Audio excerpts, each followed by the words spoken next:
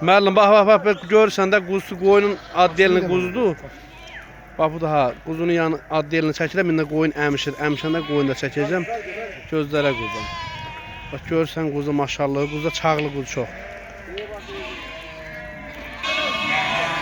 Görürsən maşallah olsun, hamısı qızıllaqlı, qahınqulaqlı.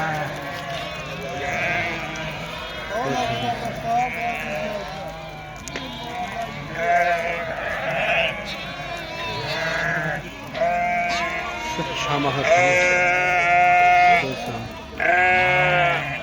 eti da sağır deməliyim yani. Dalalı qoyun 500 dənə ətdən kəsiyorlar amma boğaz şişəklər baxaq bunlar da hamısı bax. Hamısı bax belə birinci, ikinci qarmaq şişəklər hamısı yeliniyor. Maşallah olsun.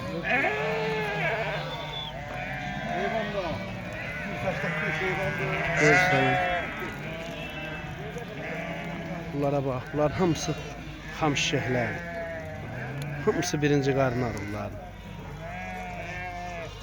Latıram baxarsan, əgər şey olsa, bugün yaxşı səbah. Vaxıldan gəl danışaq verim saat. Maşallah, maşallah.